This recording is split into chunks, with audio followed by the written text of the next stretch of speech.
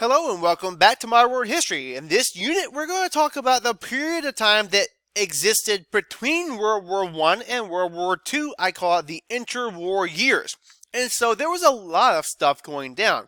These things that were going to happen are caused by disillusionment that resulted from the war, a sense of hopelessness, a lack of faith in democracy, and doubt in democracy, among other things, doubt in perhaps the West, and just in general, despair. So, in many ways, this was a terrible period for a lot of people, in particular in Europe, for example, where they began to question the fabrics of all things that had been done up to that time with democracy and government and economics and all these different things. They were totally overwhelmed by the result of the Great War, and they didn't know what they had to do in order to prevent something like that from happening, or in order to just simply pick up the pieces of their lives.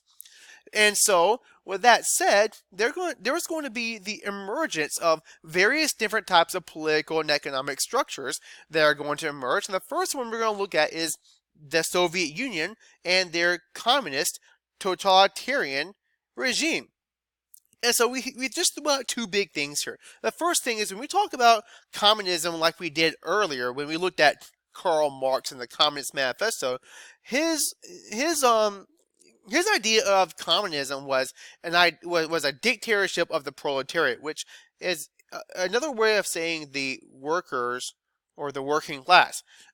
But the Soviet Union, this was not a dictatorship of the proletariat. Rather, it was a dictatorship of the Communist Party. And the difference is that under a communist regime like Karl Marx communism, you're not going to have a government really in any kind of practice, because the workers are going to make choices that are for the greater good of the state as a whole, and they're going to share in that. And so the whole idea about the classless society, yeah, that's going to be true in both forms of communism. But in order for Stalin to have a government like what he actually has, he had to institute totalitarianism, which is really different than what you would think with when you think about communism and liberalism. Totalitarianism is more of a strictly conservative dictatorship style government in which the government controls all things, and these things are going to be the political structures as well as the economy. Everything is going to be controlled by the central government. And in order to make sure this happens, Stalin is going to institute police terror, indoctrination, propaganda, and the suppression of all anti-communist ideas through these tactics. Now, all of these we've talked about before, and we're about to look at some examples of propaganda, but indoctrination, I wanted to make sure we make a point here to say that indoctrination starts when people are young. So when you're a child, I'm not saying that this is a form of indoctrination. You could call it whatever you want, but you go to school and you say the Pledge of Allegiance every single day, and you grow up knowing and reciting the Pledge of Allegiance and believing that perhaps it should be always recited at the beginning of every school day.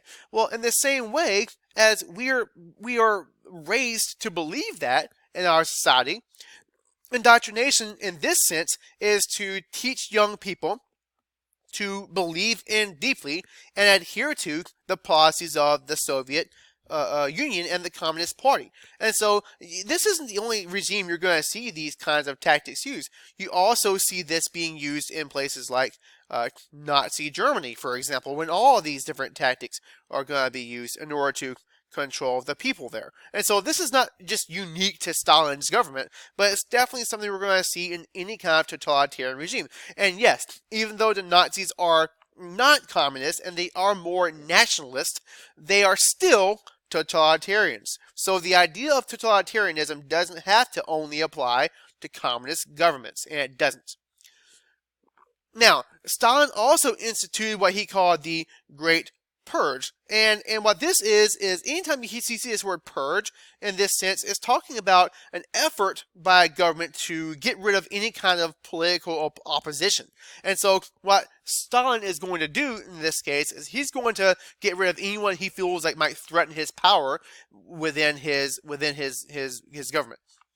He uses tanks and armored cars to end any kind of riots, to shut down any kind of protests. He monitors telephones. He monitors education. This is going to mean he's going to stay after teachers and stay after professors, and he's also going to institute young communist programs for indoctrinating kids and things like this. Propaganda is always going to be a one-sided form of advertisement, and censorship is the idea of keeping new ideas from being proliferated. And by this I mean spread about or diffused. And so he uses these tactics as well as some of these other things you see here in the chart in order to maintain power for the communist government. Here are some examples of propaganda. This right here looks almost like something maybe Napoleon would have had done. It reminds me of Napoleon crossing the Alps or Napoleon's return from Elba. As you can see here, everyone is going to be universally excited about having Stalin as a political leader within the country. Right here is a group of young communists. Again, this is a form of indoctrination. Indoctrination. And then over here you've got this isn't Soviet. This isn't Soviet propaganda, but it is China's one-child policy, and it is absolutely a form of propaganda. And here's probably a more modern, more recent form of propaganda, with North Korea bombing the U.S. Capitol building. And so, and obviously, you can't have a leader without having them hold babies. So Stalin's great with babies, which also, by the way, hold communist flags, or flags that represent the Soviet Union. Stalin also is going to institute the command economy. And now, command economy, this is a buzzword you need to know for sure. It occurs whenever the government makes all economic decisions. So the government decides how much food will be produced, or how many products are going to be manufactured, or what industries are going to be produced. You name it. So the government is going to make, and also maybe who and how trade. Who they trade with and how trade gets done. All these decisions will be made by the government. And this is the opposite of what we call a free market enterprise. So in the United States, we have a free market economy where people can create a good that is maybe a different version of the same good, where you might have other people might put their own spin. Like, for example, the Apple iPhone is more or less the same as an Android phone in terms of what it does, but the differences there promote a free market economy, which is centered on the idea of competition between people for the kinds of goods they're going to make and the markets they're going to sell them to. In a command economy, you don't see any of that stuff. So what Stalin did was he instituted these 5-year plans, and this was designed to radically increase productivity in his country, but he used this impossibly high quotas on things like steel, coal, oil, and other types of industrial goods, but he does it at the expense of consumer goods that people can use to live better lives. He does it while people go without food and clothes and shelter. Industrial economic growth did occur. In fact, there was a lot of this growth in the country. There was also going to be collective farms where farmers are going to farm on these massive collectives. All right, they collectively farm on these massive farms, and they produce food for the state, not for individual consumption. So they can't eat what they want. They can't sell what they want. If they want to make extra money, they grow, they give it to the state. The state gives them what the state believes they should have out of that. So you can imagine that doesn't really incentivize a lot of hard work. Basically, life under Joseph Stalin's government, the totalitarian command economy system that he has, it limits personal freedoms majorly. Women are expected to work as well as expected to care for children. There are some good things that happen. If you want to say that anything is positive during this period, people become better educated. The roles of women are going to improve. There's a high demand for skilled workers due to the amount of work that needs to be done.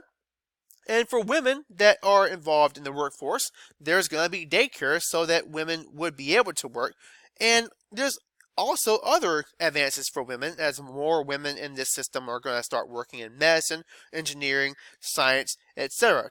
Despite these advances, I would certainly not say that this justifies the kind of lifestyle that people were forced to live under Joseph Stalin's totalitarian regime. In the next video, we're going to talk about another communist country that emerged at the time, China.